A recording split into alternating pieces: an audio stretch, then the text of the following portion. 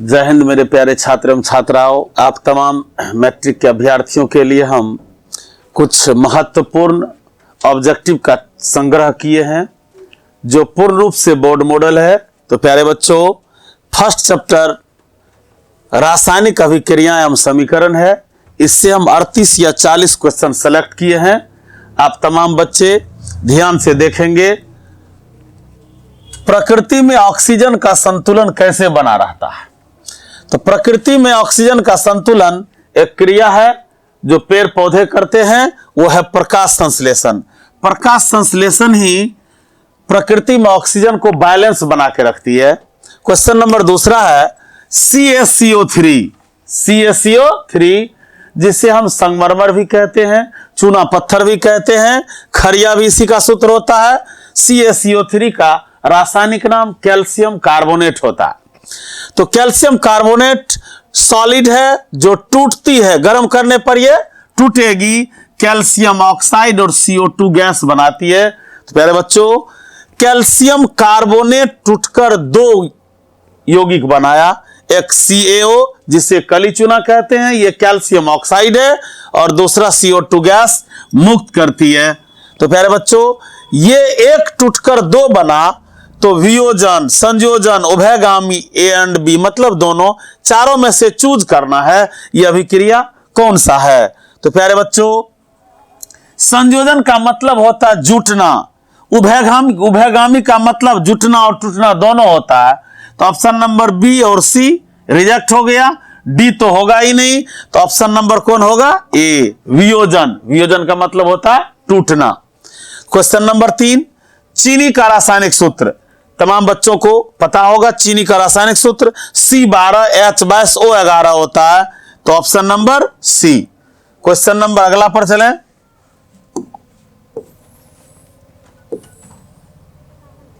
Question number 4 देखें। Question number 4 है sulphuric अम्ल का रासायनिक सूत्र। प्यारे बच्चों, सल्फ्यूरिक अम्ल को बैटरी अम्ल भी कहा जाता है, जिसका सूत्र होता है H2SO4। तो प्यारे बच्चों, A में नहीं है, C में नहीं है, D में नहीं है, B में है H2SO4। तो ऑप्शन नंबर कौन होगा? B। क्वेश्चन नंबर 5 है नीचे दी गई अभिक्रिया में कौन सा कथन सही है? 4 है, ऑप्शन A में, option B, option C, option D। अभिक्रिया दिया गया है Cu+O2 CuO। ध्यान देने योग्य बात है, बच्चों समझेंगे। ऑक्सीकरण का नाम उपचयन होता है और अवकरण का नाम अपचयन होता है। ऑक्सीकरण से ऑक्सीकारक बना है, अवकरण से अवकारक बना है। तो उसी तरह उपचयन से उपचायक और अपचयन से अपचायक। तो यहां ध्यान देने योग्य बात है कि इसमें ऑक्सीजन जुट रहा है, ऑक्सीजन जुट रहा है। तो याद रखना है, ऑक्सीजन का जुटना ऑक्सीकरण, ऑक्सीजन का हटना अवकरण। दूसरी परिभाषा होगी हाइड्रोजन का हटना ऑक्सीकरण, हाइड्रोजन का जुटना अवकरण।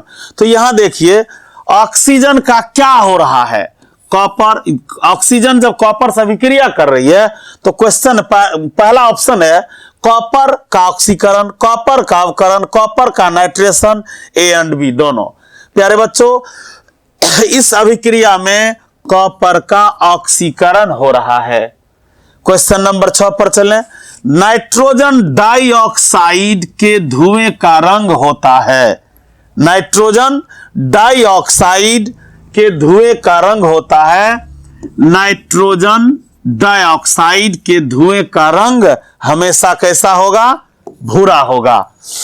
क्वेश्चन नंबर 7 है श्वसन किस प्रकार की रासायनिक अभिक्रिया है? प्यारे बच्चों, श्वसन आप जब सांस लेते और छोड़ते हैं तो सांस छोड़ते वक्त सांस गर्म होती है। सांस गर्म होगी तो मतलब उष्माक्षेपी, सांस का गर्म होना यानी उष्मा का उत्सर्जन होना, यह श्वसन उष्माक्षेपी के अंतर्गत आती है। तो option number C। Question number अगला पर चलें 8। Question number 8। क्वेश्चन नंबर 8 कह रहा है CuO+H2O। तो Cu+H2O किस प्रकार की अभिक्रिया है?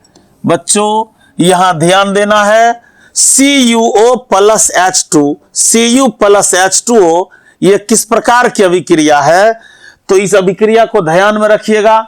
इस अभिक्रिया का मतलब इस अभिक्रिया में जो ऑप्शन दिया गया है ये अभिक्रिया किसका? रेडॉक्स का। किसका है? रेडॉक्स का। यानी इसमें ऑक्सीजन और हाइड्रोजन दोनों का काम हो रहा है, इसीलिए अभिक्रिया क्या होगी? रेडॉक्स होगी। साग सब्जियों का विघटित होकर कंपोस्ट बनना। साग सब्जियों का 7 नंबर क्वेश्चन पीछे चला गया। 7 नंबर क्वेश्चन क्या था? श्वसन किस प्रकार की रासायनिक अभिक्रिया है?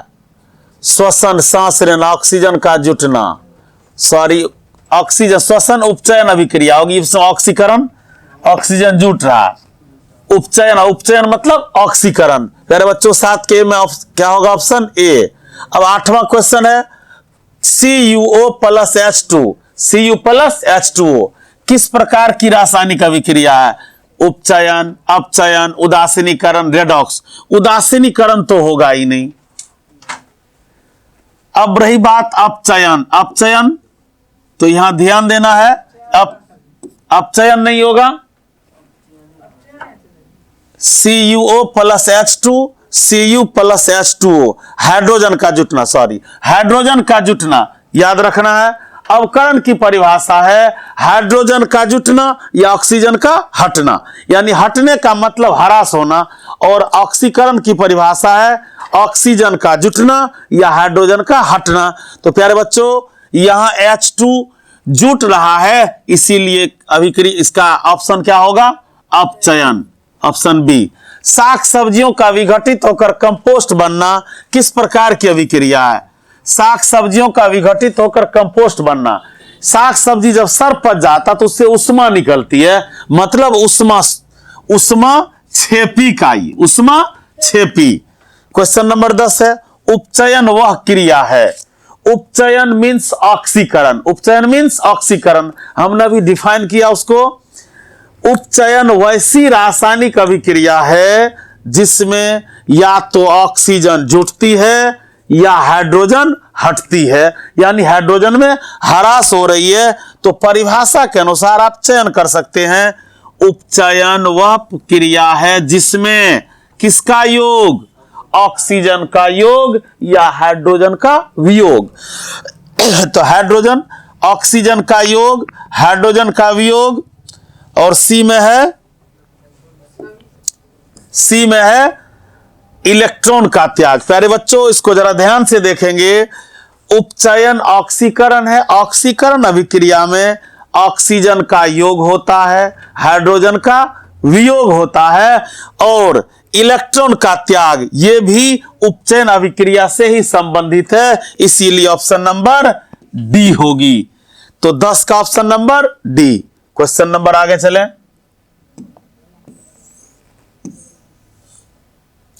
Question number 11, question number 11 Na2SO4 plus BaCl2 plus ये दोनों अभिक्रिया करके BaSO4 प्लस NaCl बना रही है, और क्वेश्चन पूछा जा रहा है ये किस प्रकार की अभिक्रिया है? तो प्यारे बच्चों Na2SO4 अब BaCl2, तो यहां ध्यान देना है Na किसके साथ चला गया? Cl के साथ, NaCl, और यहां जो Ba है ये किसके साथ चला गया? SO4 के साथ। तो प्यारे बच्चों यहां दो घर आपस में अदला बदली कर रही है, तो दो घर अदला बदली का मतलब कौन विस्थापन? द्विविस्थापन होगी। क्वेश्चन नंबर 12 है Zn प्लस CuSO4। यहां देखना है Zn जिंक कॉपर से ज्यादा क्रियाशील है, जिसके वजह से कॉपर को जिंक हटाकर उसका जगह ले लिया और कॉपर को ऑक्सीजन के साथ भेज दिया। तो इस अभिक्रिया का आंसर होगा एकल विस्थापन, जिसको सिंगल डिस्प्लेसमेंट रिएक्शन कहते हैं। तो इसमें ऑप्शन होगा निश्चित रूप से। क्वेश्चन पर चलें, ऑप्शन पर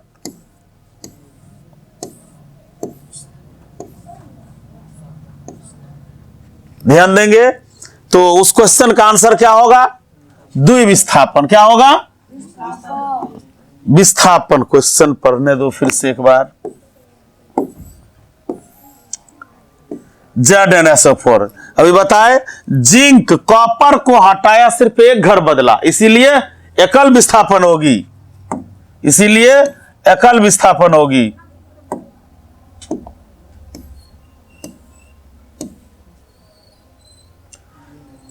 तो इसका आंसर क्या होगा? विस्थापन अभिक्रिया। इसी का नाम एकल विस्थापन है। ध्यान देंगे, एकल विस्थापन को या विस्थापन को, इसका इंग्लिश होता है सिंगल डिस्प्लेसमेंट रिएक्शन, द्विविस्थापन का डबल डिस्प्लेसमेंट रिएक्शन। तो इसमें एक ही तत्व जो जिंक कॉपर से ज्यादा क्रियाशील था, तो कॉपर को हटाकर जिंक उसका जगह ले लिया, तो आंसर क्या होगा? विस्थापन अभिक्रिया। फिर क्वेश्चन यहां है, Na2SO4 प्लस BaCl2, BaSO4 और NaCl, इस अभिक्रिया में BaSO4 का मतलब बेरियम सल्फेट। एक चीज याद रखना आपको, जिस भी अणुसूत्र में SO4 लगा हो, क्या लगा हो? SO4, तो निश्चित रूप से जिसके साथ लगेगा उसका सल्फेट बनाएगा वो। तो यहां बेरियम सल्फेट, इस अभिक्रिया में बेरियम सल्फेट का श्वेत अवक्षेप प्राप्त होता है। तो यहां ध्यान देना है, अवक्षेप, अवक्षेप को इंग्लिश में प्रिसिपिटेट कहते हैं। ये अवक्षेप जो बनता है प्रिसिपिटेशन रिएक्शन से, अवक्षेपन एक अभिक्रिया है जिसके दौरान अभिक्रिया के पश्चात कुछ चीज बच जाता नीचे सॉलिड के रूप में, वो है अवक्षेप। अवक्षेपन के दौरान जो पदार्थ बनता है उसको प्रिसिपिटेट कहा जाता है, अवक्षेप कहा जाता है।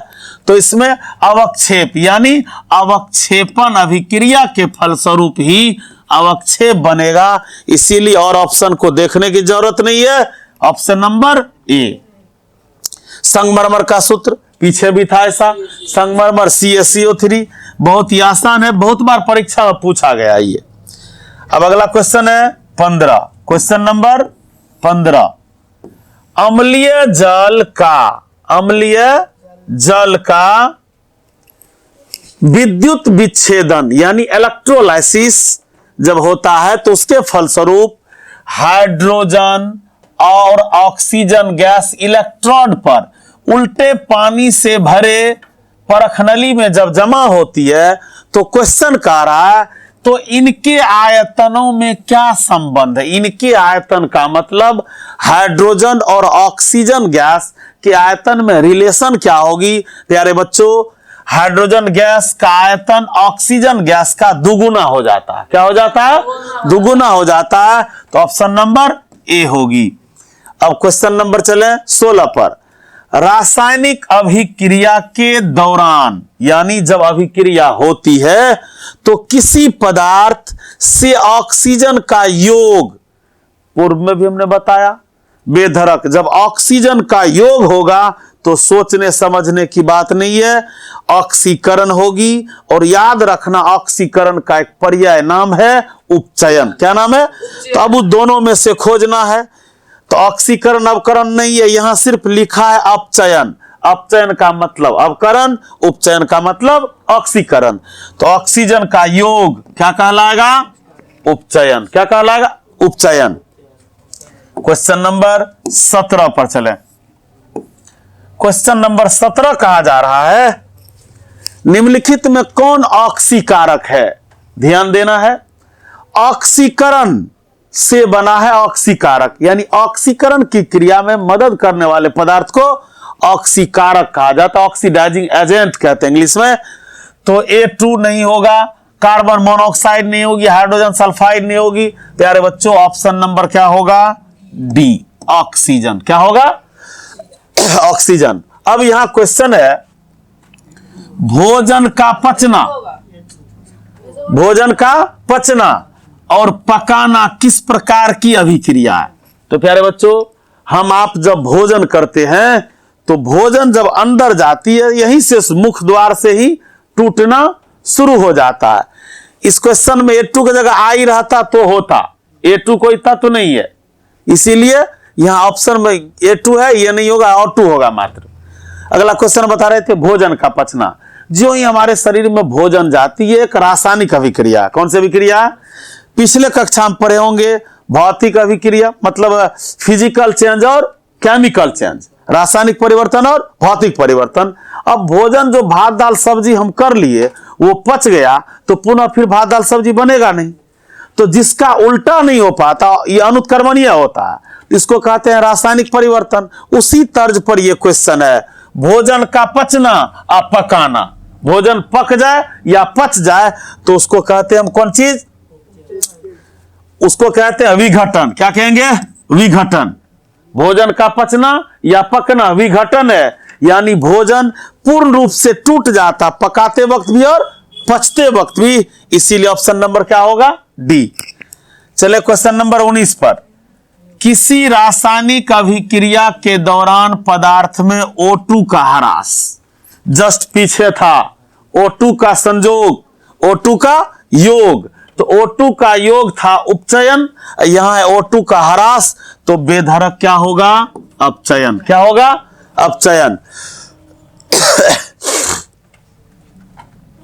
इसमें विघटन अभिक्रिया के फलस्वरूप दूसरा भी नाम उपचयन भी आ सकता है, उपचयन भी आ सकता है, लेकिन इसमें सबसे बेहतर आंसर का विकल्प विघटन होगी।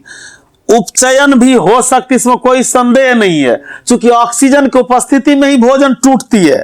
तो भोजन टूटती है तो टूटने का अभिक्रिया किसका लगाया हमने? विघटन का। किसका लगाया? विघटन का। अब यहां है ऑक्सीजन का ह्रास यानी ऑक्सीजन में कमी, तो याद रखना अवकरण। अवकरण का दूसरा नाम अपचयन होता है। क्या होता है? अपचयन। अब क्वेश्चन नंबर 20 पर। क्वेश्चन नंबर 20 है रासायनिक अभिक्रिया के दौरान किसी पदार्थ में ऑक्सीजन का योग। ये क्वेश्चन रिपीट हो गया। ऑक्सीजन का योग, तभी से हम बार बार कह रहे हैं ऑक्सीजन का योग उपचयन है, जिसको ऑक्सीकरण कहते हैं, तो इसमें उपचयन है। यहां ऑप्शन नंबर बी उपचयन, इसी का नाम है ऑक्सीकरण। क्वेश्चन नंबर 21 पर चलें। समीकरण, ये हाइड्रोजन और ऑक्सीजन मिलके जल बनाते, ये बैलेंस्ड इक्वेशन है। बैलेंस्ड इक्वेशन मतलब संतुलित समीकरण है। अब यहां इस हाइड्रोजन ऑक्सीजन के साथ जुटकर क्या बनाता? जल। तो प्यारे बच्चों, हाइड्रोजन ऑक्सीजन से जुटकर जल बनाया, यानी दो तत्व मिलकर एक यौगिक बनाया, तो जुटना क्या हो गया? ये जुटकर नया यौगिक बनाता है, तो इसका नाम होगा आपको संयोजन। याद रखना है, वैसी रासायनिक अभिक्रियाएं जिसमें दो या दो से अधिक तत्व आपस में अभिक्रिया करके नए यौगिक का निर्माण करता है, तो उसको कहते हैं कौन चीज? संयोजन। और वियोजन का मतलब होता है एक बड़ा सा यौगिक टूटकर छोटे छोटे यौगिक में बदल जाता, उसका नाम है वियोजन। तो इसमें क्या होगी? संयोजन। अब चले क्वेश्चन नंबर 22 पर। क्वेश्चन नंबर 22, अमोनिया के अणु में नाइट्रोजन और हाइड्रोजन का अनुपात। तो प्यारे बच्चों, सबसे पहले आपको इसका फॉर्मूला जानना, मॉलिक्यूलर फॉर्मूला क्या होगा? अमोनिया के अणु में नाइट्रोजन, तो अमोनिया के अणु में नाइट्रोजन NH3 अमोनिया का फॉर्मूला होता है। अब N में 1 यहां 3, तो यानी 1:3। 1:3, तो आप चयन कीजिए 1:3 कहां है? ऑप्शन नंबर डी है, 1:3। क्वेश्चन नंबर अगला है लोहा कॉपर सल्फेट, हमने पीछे भी चर्चा किया था। SO4 जिस किसी भी यौगिक में होगा उसके पीछे जो एलिमेंट लगा होगा उसका वो सल्फेट होता है। यानी लोहा कॉपर सल्फेट से जब अभिक्रिया करती है तो यहां होता क्या है? कौन कितना क्रियाशील है? तो जो ज्यादा क्रियाशील तत्व होगी वो कम क्रियाशील तत्व को हटाकर उसका जगह ले लेगा। तो देखिए, ये आयरन कॉपर को हटाकर सल्फेट के साथ अपना घर बना लिया। तो अब कह रहा यह अभिक्रिया उदाहरण है किसका? संयोजन का नहीं होगा, संयोजन का नहीं होगा, द्वि अपघटन नहीं होगी, उष्मा क्षेपी नहीं होगी, क्या होगा? विस्थापन। क्या होगा? विस्थापन।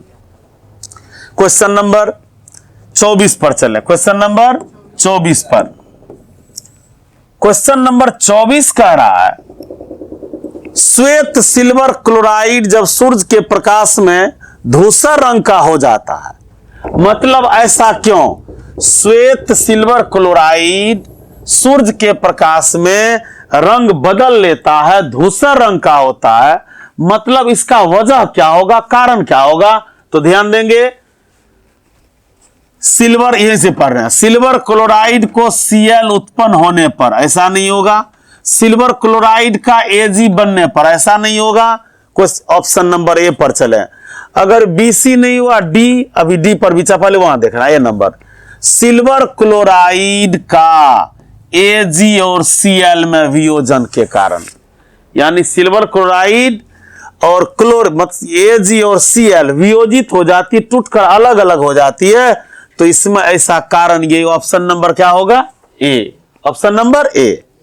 क्वेश्चन नंबर 25 देखें, निम्न में कौन ऑक्सीकरण नहीं है? कौन ऑक्सीकरण नहीं है? यानी ऑप्शन 4 को दिया गया है।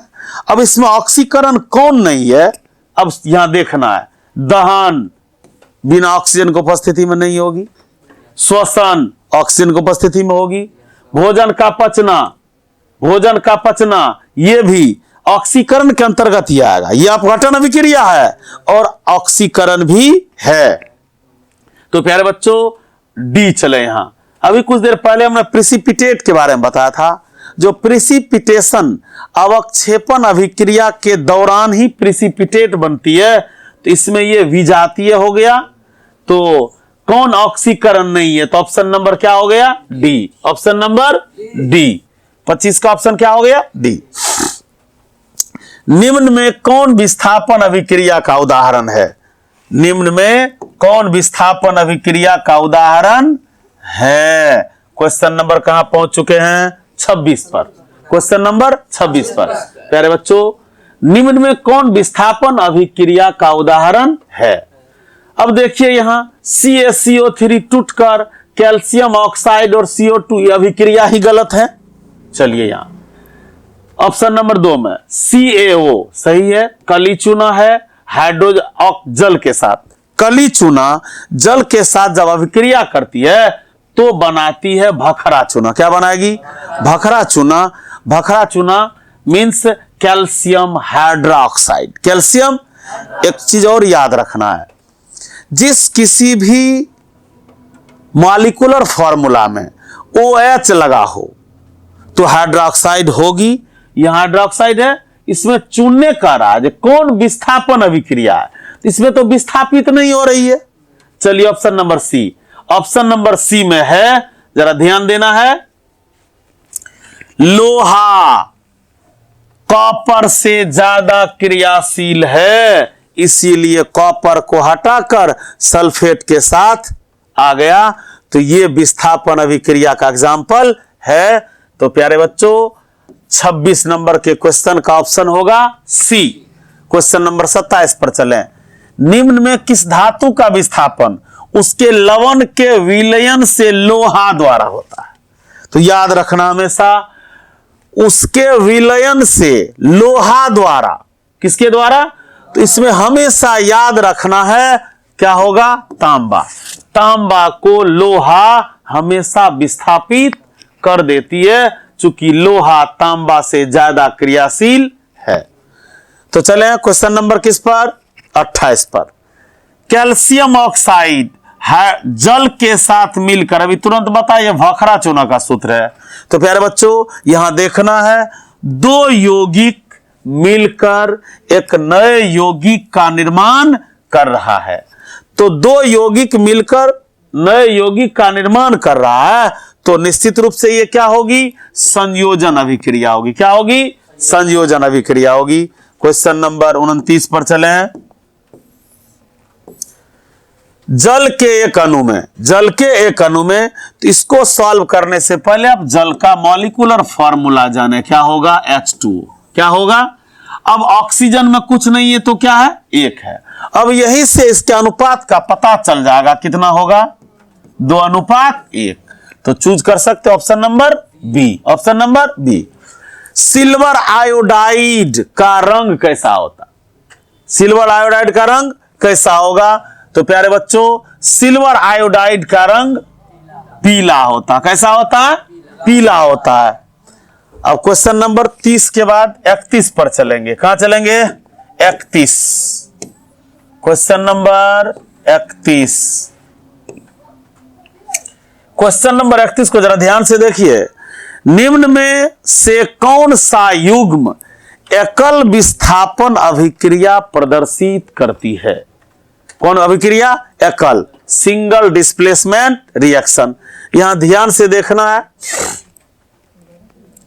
MgCl2 एवं Cu, MgCl2 मैग्नीशियम क्लोराइड एवं कॉपर, यहां है Ag सिल्वर नाइट्रेट एवं कॉपर, यहां सोडियम क्लोराइड एवं कॉपर, या फेरस सल्फेट और Ag। तो क्या होगा ऑप्शन इसमें? ऑप्शन नंबर बी होगा। क्या होगा? AgNO3 सिल्वर नाइट्रेट और कॉपर। तो 31 का ऑप्शन क्या होगा? बी।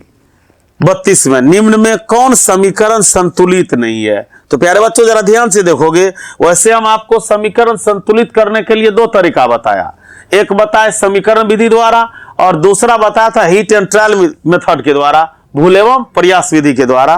तो आप यहां देखेंगे हाइड्रोजन 2 दूनी 4, ऑक्सीजन 2, यहां देखिए 2 दूनी 4, ऑक्सीजन क्या है? यहां 1 है, 2 से गुना हो गया यहां। तो यहां ध्यान से देखिए, 4 गो हाइड्रोजन 2 दूना 4 हो गया, 2 दूना 4, ऑक्सीजन 2 है, ये भी ऑक्सीजन, यहां 2 का 2, मतलब ये बैलेंस है। चलिए बी पर खोजने का रहा कौन बैलेंस नहीं है। दूसरा KClO3, देखिए यहां 2K 2K, Cl तो 2 हो गया, 2 हो गया, ऑक्सीजन 3 दूना 6, ये 3 दूना 6, ये भी बैलेंस है। चले कौन पर? सी पर। यहां सी पर ध्यान देना है। H2 Cl फिर 2, H2 यहां देखिए 2 से गुना है, Cl में 2, ये भी है। चलिए मतलब A B C ये तीनों बैलेंस है। अब चले कहां? ऑप्शन नंबर डी पर। PbNO3 होल 2 यानी ऑक्सीजन 3 दूना 6, यहां कितना है ऑक्सीजन? 2 3 3 2 5, ऑक्सीजन कम है, इसीलिए क्या होगा? Option number D. ये 32 में option number D unbalance equation है, बाद बाकी ABC बैलेंस इक्वेशन था। तो चले फिर क्वेश्चन नंबर किस पर? 33 पर। क्वेश्चन नंबर 33 पर। क्वेश्चन नंबर 33 है अभिक्रिया जिसमें आयनों का आदान प्रदान होता है। अभिक्रिया जिसमें आयनों का आदान प्रदान होता है उसे क्या कहते हैं? तो प्यारे बच्चों, सिंगल डिस्प्लेसमेंट में आयन का आदान प्रदान नहीं होगा, यह होगा हमेशा किसमें? डबल डिस्प्लेसमेंट यानी द्विविस्थापन। तो ऑप्शन नंबर बी।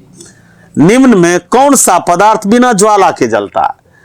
प्यारे बच्चों, मोमबत्ती में ज्वाला होगी, केरोसिन में ज्वाला होगी, मीथेन में ज्वाला होगी। कोयला एक ऐसा पदार्थ जो दहन के साथ जलती है, दहन के साथ जलती है, इसीलिए 34 का ऑप्शन क्या होगा? डी।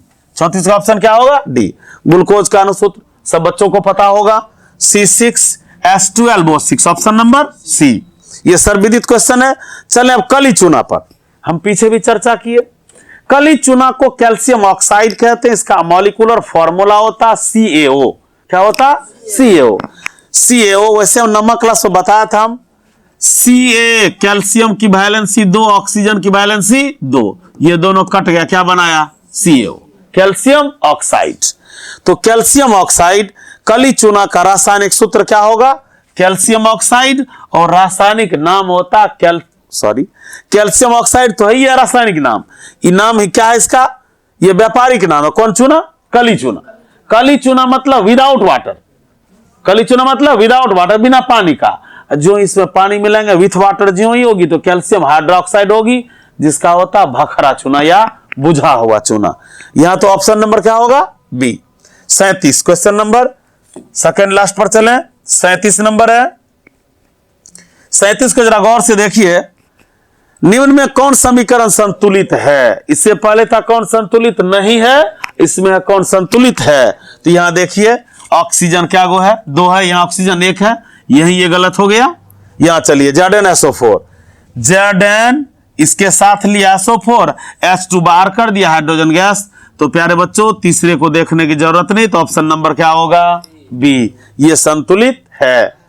ऑप्शन नंबर, इस चैप्टर का लास्ट क्वेश्चन है, जब मैग्नीशियम के फीते को जलाया जाता है, जब मैग्नीशियम के फीते को जलाया जाता है तो इससे उत्पन्न आग की लौ कैसी होगी, प्यारे बच्चों, चमकीली उजली, यानी यह चमकीला उजला होगा। क्या होगा, चमकीला उजला। तो फर्स्ट चैप्टर जो केमिकल रिएक्शन या इक्वेशन का था। अब ऑप्शन नंबर, सॉरी ऑप्शन नहीं, मतलब ये चैप्टर पहला का हमने 38 का क्वेश्चन जो मोस्ट वीवीआई क्वेश्चन था हमने सेलेक्ट किया और 38 क्वेश्चन का व्याख्या सहित उत्तर दिया। तो प्यारे बच्चों अब आपको ले चलते हैं हम दूसरे चैप्टर पर। दूसरे चैप्टर पर गौर से देखेंगे, चूंकि इसमें 10वां क्लास के केमिस्ट्री में 6 एक्सरसाइज है, 6 गो चैप्टर है। लास्ट जो होता है ना वो पर्यावरण से संबंधित होती है। किससे होती है, पर्यावरण से संबंधित होती है। 5 इसमें है। तो दूसरा चैप्टर का नाम है, दूसरा चैप्टर का नाम है अम्ल क्षार, अम्ल क्षार और लवण। तो प्यारे बच्चों अम्ल क्षारक एवं लवण, अम्ल को इंग्लिश में एसिड कहते हैं, क्षारक को बेस कहते हैं और लवण को साल्ट कहते हैं। यानी एसिड चॉइस क्वेश्चन, एसिड के, एसिड मतलब इसमें तीनों है, अम्ल है, क्षारक है और लवण है, इसी आधारित इस पर क्वेश्चन दिया हुआ है, अम्ल, क्षारक और लवण। तो प्यारे बच्चों ध्यान से सुनेंगे, अम्ल जल में घुलकर H+ आयन देती है, यह अर्हेनियम महोदय द्वारा परिभाषित किया गया अम्ल का। और भस्म जिसे क्षारक कहते हैं, भस्म हमेशा जल में घुलकर OH- आयन देती है, यही इसकी अच्छी सी परिभाषा है। मिस्टर अर्हेनियम महोदय द्वारा अम्ल और भस्म को परिभाषित किया गया था, यानी अम्ल जल में घुलकर हमेशा H+ आयन देगी और भस्म यानी क्षारक जल में घुलकर हमेशा OH- आयन देगी। तो यहीं से स्टेप शुरू होती है। इसमें पीएच स्केल, पहला क्वेश्चन पीएच स्केल से है। तो प्यारे बच्चों एक बार पीएच स्केल को जान लें। पीएच स्केल का आविष्कार लॉर्ड SPL सॉरेंस महोदय किया था, SPL सॉरेंस महोदय किया था।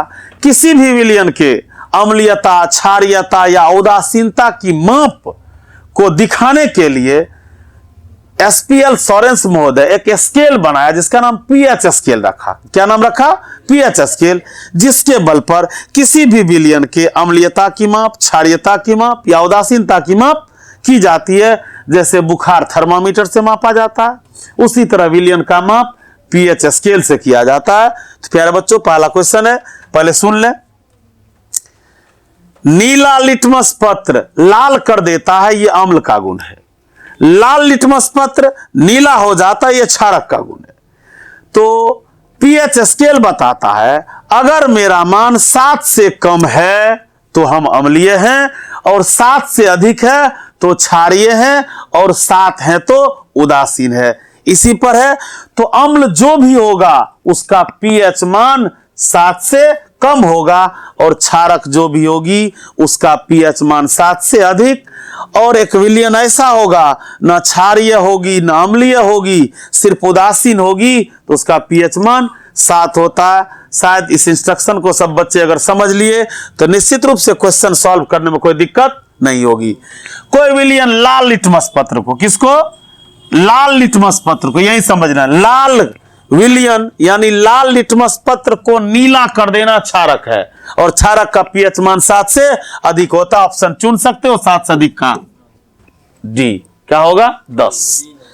बेकिंग सोडा का रासायनिक सूत्र, बेकिंग सोडा का रासायनिक सूत्र जिसे हम सोडियम हाइड्रोजन कार्बोनेट कहते हैं, सोडियम बाइकार्बोनेट भी कहते हैं, गौघर में इसे खाने का सोडा भी कहा जाता, पाक सोडा भी कहा जाता। तो प्यारे बच्चों याद रखना बेकिंग सोडा का सूत्र क्या होगा, NaCO3।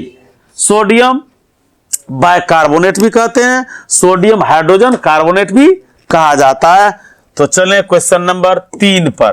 क्वेश्चन नंबर 3 पर, क्वेश्चन नंबर 3 है, जब सोडियम हाइड्रोक्साइड जिंक से अभिक्रिया करती, किससे अभिक्रिया करती है? जिंक से। तो कौन सा उत्पाद बनाता, कौन सा उत्पाद बनाता? ध्यान देना है। सोडियम हाइड्रोक्साइड किससे अभिक्रिया करेगी? जिंक से। तो प्यारे बच्चों वो बनाती है सोडियम जिंक ऑक्साइड और मुक्त करेगी कौन सी गैस? Hydrogen gas. तो ऑप्शन नंबर क्या होगा? डी। लिटमस विलियन बैंगनी रंग का होता है, बात सही है, जिसे निकाला जाता है लाइकेन से। लीचेन भी लिखा जाता है, लाइकेन भी लिखा जाता है। प्यारे बच्चों लीचेन एक पौधा है जो थैलाफाटा समूह का एक पौधा है, इसे लीचेन के नाम से भी जानते हैं, लाइकेन के नाम से भी जानते हैं। इसके विलियन का रंग बैंगनी होता है, तो लीचेन। किसी उदासीन विलियन का पीएच मान, अभी तुरंत हमने चर्चा किया था, उदासीन विलियन का पीएच मान बेधड़क उदासीन हो अब पीएच मान तो सबको छोड़ के किसमें लगाना है? 7 में लगाना है। हमारा शरीर पीएच के कितने परास के बीच काम करता है? यानी ह्यूमन बॉडी है ये पीएच परास पर काम करती, उसका वैल्यू होता है 7 से 7.8। वैसे पीएच स्केल का परास 0 से 14 तक होता है, 0 से 14 तक। और हमारा शरीर जो काम करता है 7 से 7.8 के बीच। क्वेश्चन नंबर 7 पर चले। क्वेश्चन नंबर 7 है, निम्न में से पीएच का कौन सा मान क्षारक विलियन का मान देता है? कौन विलियन का? क्षारक। अभी हमने बताया क्षारक पीएच दर्शाएगा कब? जब उसका वैल्यू 7 से अधिक हो तब। तो 7 से अधिक वाला चयन करें, क्या होगा? D number. निम्न में कौन विजातीय यौगिक है? इसका मतलब इसमें कुछ सजातीय है और कुछ विजातीय है।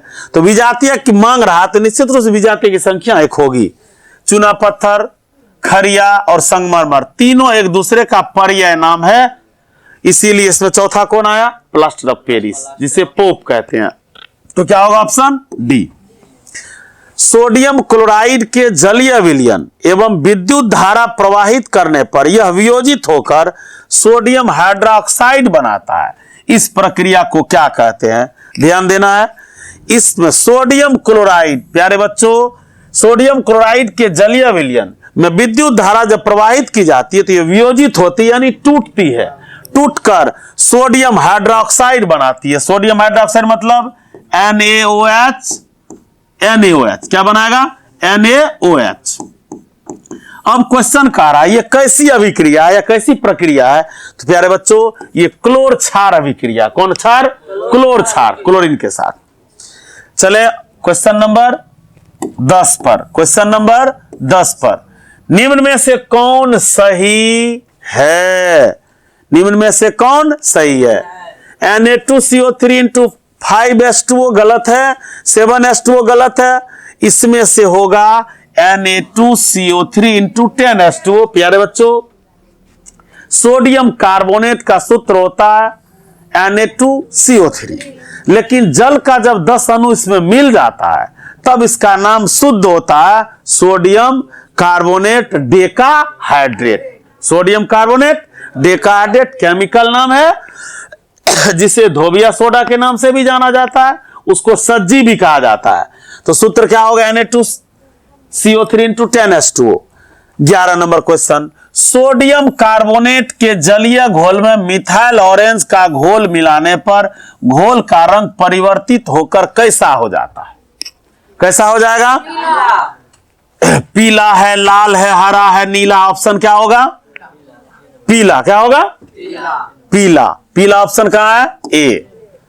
निम्नलिखित में कौन लवण है? निम्नलिखित में कौन लवण है? प्यारे बच्चों NaOH लवण नहीं है, सोडियम हाइड्रोक्साइड क्षार है। KCl पोटेशियम क्लोराइड, ये KCl, K2SO4 NH4OH ये अमोनियम हाइड्रोक्साइड है, ये तो नहीं होगा। तो आप चयन कर सकते हो कौन सा होगा? K2SO4 यानी सोडियम पोटेशियम सल्फेट। क्या होगा? Potassium sulphate. Option number C. NaOH है, क्या है? क्षार। OH है तो क्या है? क्षार है। OH है तो क्या है? क्षार है। अब चले क्वेश्चन नंबर 14 संगमरमर का रासायनिक सूत्र। ये क्वेश्चन कितने बार रिपीट हो गया सबको पता हो। संगमरमर CaCO3, संगमरमर CaCO3 जिसको खरिया भी कहते हैं। 15 नंबर क्वेश्चन है, नीला थोथा का रासायनिक सूत्र क्या होता है? नीला थोथा का रासायनिक सूत्र क्या होता है? तो प्यारे बच्चों इसमें तो CaCO3 होगा। वो क्वेश्चन तो सब जानते हैं, बार बार क्वेश्चन रिपीट हो गया। 15 नंबर, नीला थोथा का रासायनिक सूत्र copper sulphate 7H2O, copper sulphate 5H2O, copper sulphate 4H2O, copper sulphate 10H2O। 10H2O तो होगा ही नहीं, 4H2O तो होगा ही नहीं, बच गया 2। कॉपर सल्फेट में 7 से गुना है, कॉपर सल्फेट में 5 से गुना है। तो प्यारे बच्चों नीला थोथा कॉपर सल्फेट ये है 5, जल के 5 अणु होते हैं, तो ऑप्शन नंबर कौन होगा? बी। चीनी का रासायनिक सूत्र सबको पता होगा, C12H11। शुद्ध जल का pH मान, प्यारे बच्चों शुद्ध जल से विद्युत आर पार नहीं होती है, ये उदासीन होता है, इसीलिए उदासीन का pH मान क्या होगा? 7 होगा। क्या होगा? 7। चलो चींटी के डंक में, चींटी के डंक में फॉर्मिक एसिड पाया जाता है। कौन एसिड? Formic acid. इसका यूपेक नाम होता है मेथानोइक एसिड। कौन एसिड? मेथानोइक एसिड। तो यहां लिखा हुआ फॉर्मिक एसिड, याद रखना इसके जगह पर मेथानोइक एसिड भी लिखा जा सकता है। ये साधारण नाम है फॉर्मिक एसिड। क्वेश्चन नंबर 19 है, अम्लीय विलयन का pH मान। अभी हमने बताया था जो ही अम्लीय विलयन होगी 7 से कम होगी। क्या होगी? 7 से कम होगी। तो option number B, option number B. Question आगे चले।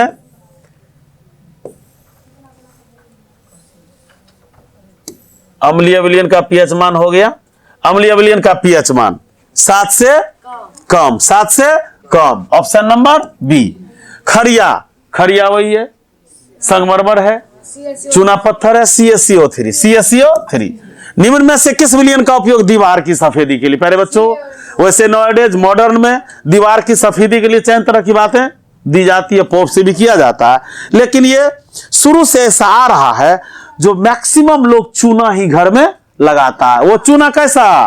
कली चूना, कली चूना में पानी डालकर भखरा चूना हो गया। भखरा चूना मृत होता, डेड है वो। तो क्या होगा? यहां सूत्र देखें भखरा चूना का, CaOH2 calcium hydroxide.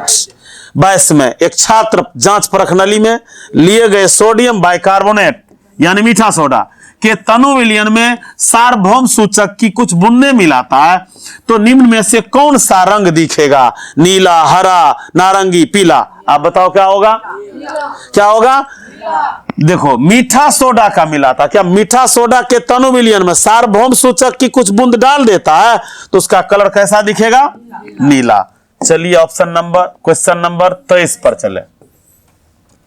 23 question number 23, जब लिटमस विलयन न तो अम्लीय होते हैं न क्षारीय, तब इस विलयन का रंग क्या होगा? यानी लिटमस, जब लिटमस विलयन न अम्लीय है न क्षारीय है तो निश्चित रूप से क्या होगा? उदासीन होगा। क्या होगा? उदासीन होगा। कौन? क्वेश्चन 23, सॉरी 23 को छूट गया। निम्न में कौन प्रबल अम्ल है? प्यारे बच्चों ध्यान देना, प्रबल के मतलब स्ट्रॉन्ग एसिड, शक्तिशाली एसिड।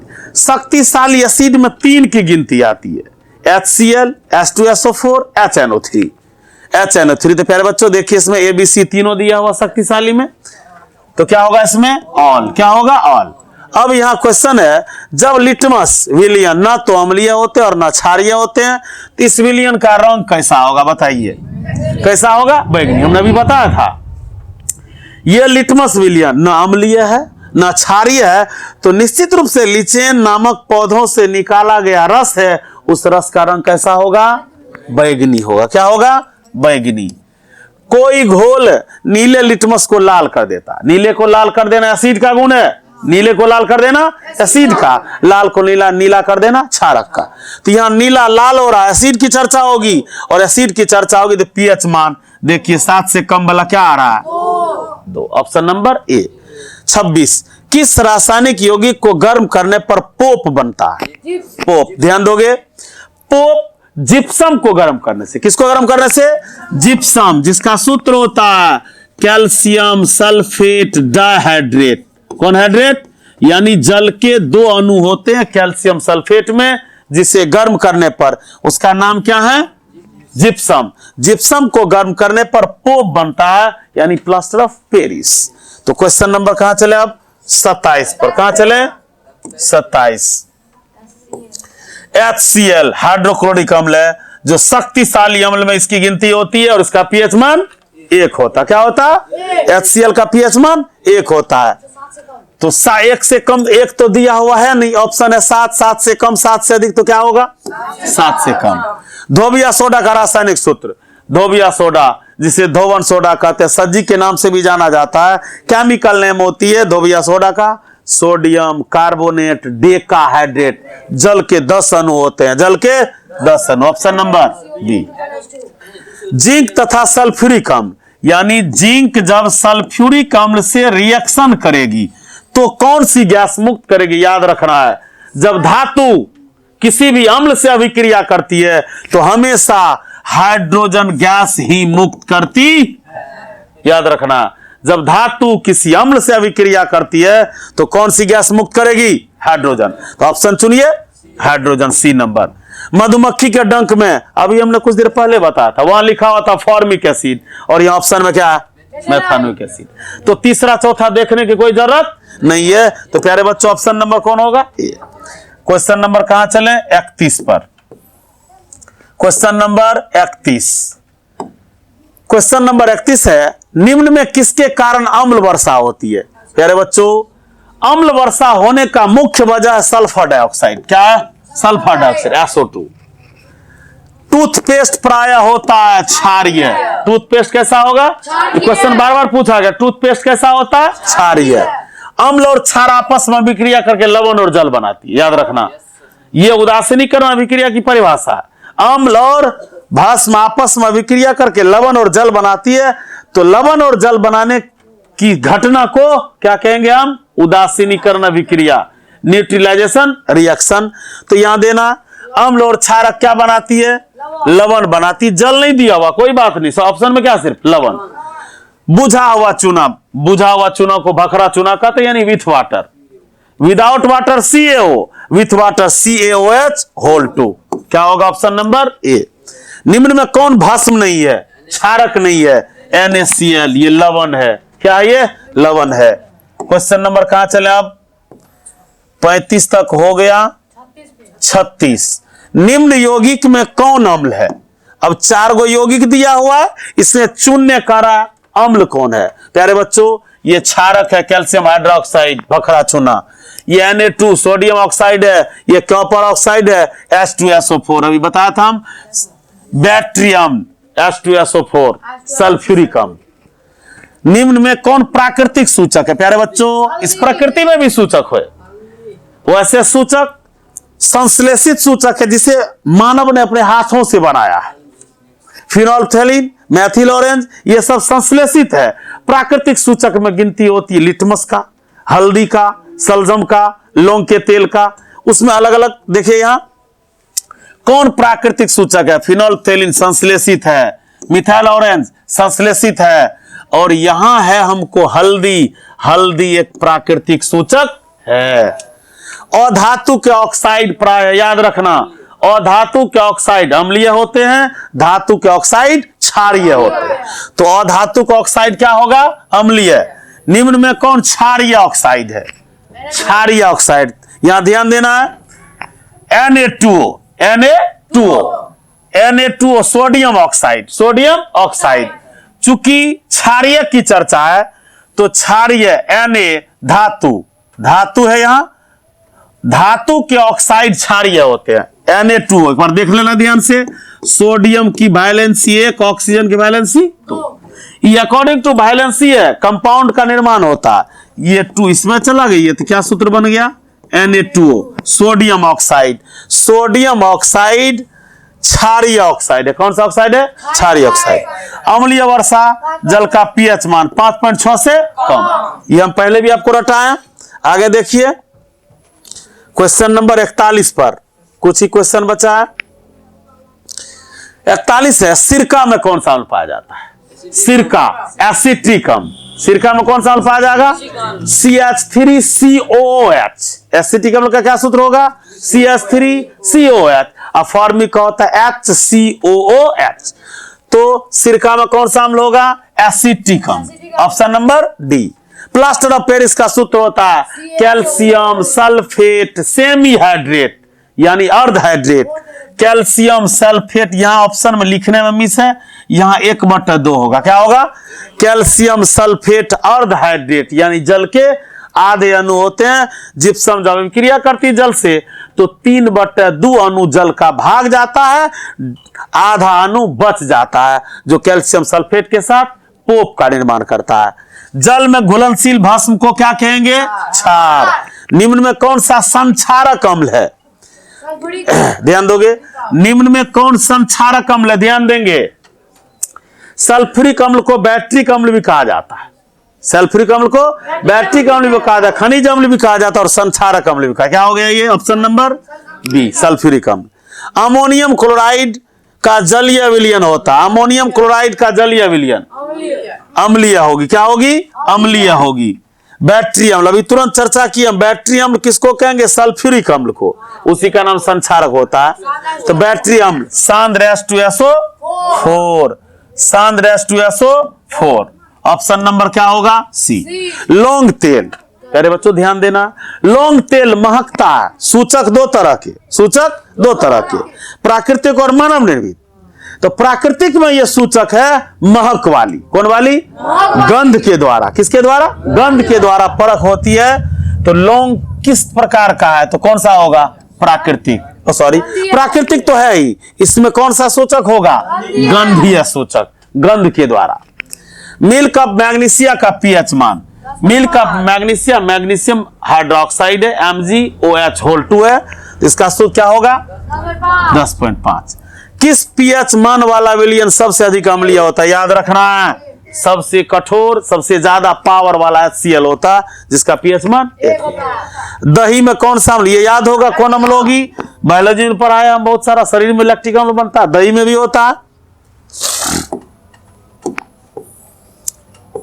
51 soda S. क्या यहाँ? Soda S. आस मतलब राख होता है, आस मतलब राख, सोडा राख। प्यारे बच्चों ध्यान देना, जब हम धोबिया सोडा को गर्म करते हैं तो जल का 10 अणु भाग जाता है, तो बचता है Na2CO3। ऑप्शन चुन सकते हो, ऑप्शन नंबर बी। सल चिकित्सा, टूटी हड्डी को जोड़ने के लिए बेधड़क किसका होगा? पोप का। Plaster of Paris. आयोडीन युक्त नमक, यहां ध्यान देना, साधारण नमक को आयोडीन युक्त नमक मिला बनाने के लिए उसमें 2 केमिकल डाला जाता है। याद रखना, KiO3 और एक होता कौन चीज? आई। क्या होता है? KI, सॉरी KI और KiO3। ध्यान दे रहे हो? तो अब इसमें मिलाना हमको, NaCl में क्या लगा हुआ? KI। यहाँ क्या लगा हुआ? KiO3। तो ऑप्शन नंबर ए बी दोनों, मतलब क्या होगा ऑप्शन में? सी, ए एंड बी।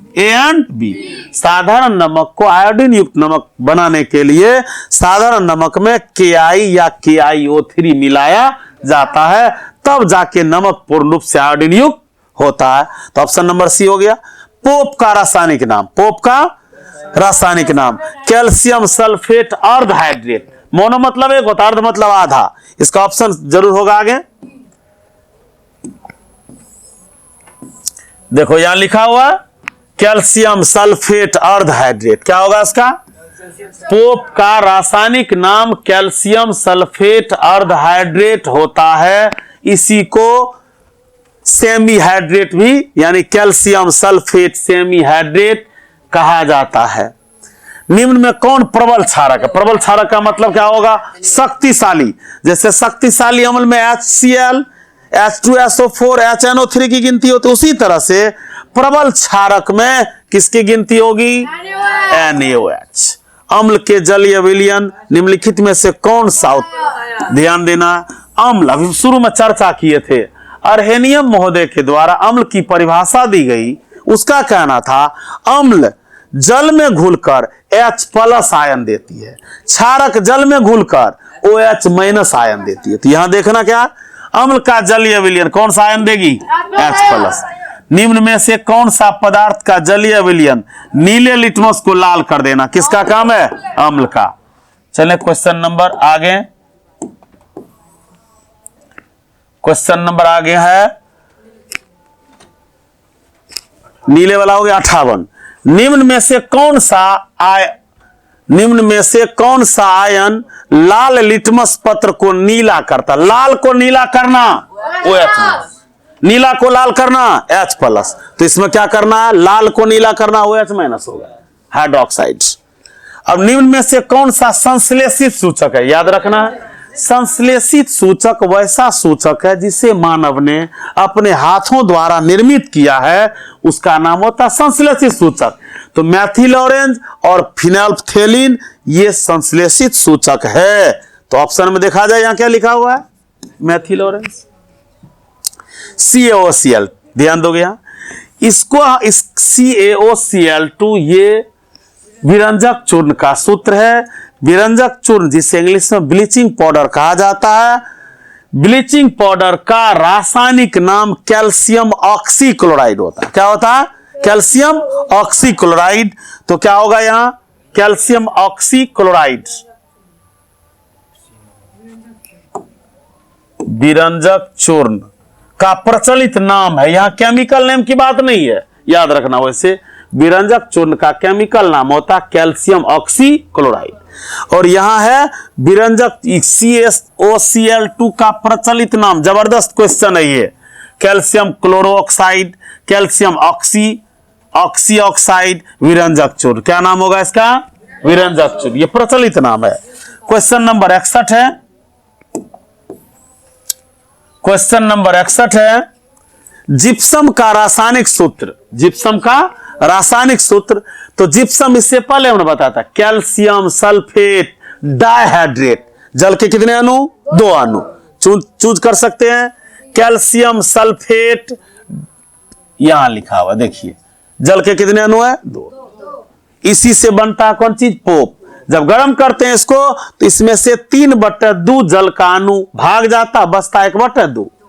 तो यही 1/2 अगर कर देंगे तो किसका हो जाएगा? पोप का। यहां 2 लगाओ तो किसका हो गया? ये जिप्सम का। किसका हो गया? जिप्सम का।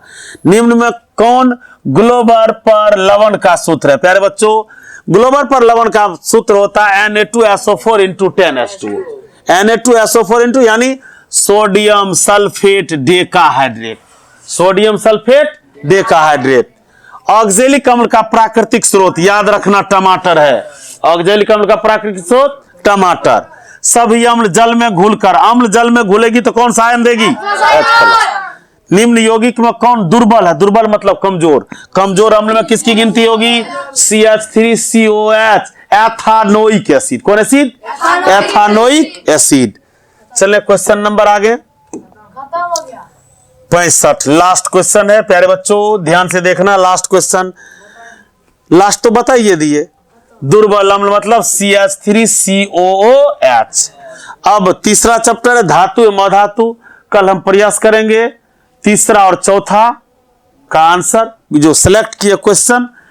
तो अभी हम जितना आपको बच्चा बताए, प्यारे बच्चों जरा ध्यान से इसको पढ़ लेंगे तो मतलब कहने का हम ये जो चूज किए हैं पूरा बोर्ड मॉडल ऑब्जेक्टिव सेलेक्ट किए हैं, इसे ध्यान से देखेंगे, 1-2 बार रिपीट करेंगे तो सारे बच्चों के ध्यान में सेट हो जाएगा। तो आज का क्लास यही खत्म हुआ प्यारे बच्चों। अब मिलेंगे दूसरे वीडियो में। कब? कल धातु एवं अधातु के लेकर आएंगे, कार्बनिक यौगिक। तो धन्यवाद।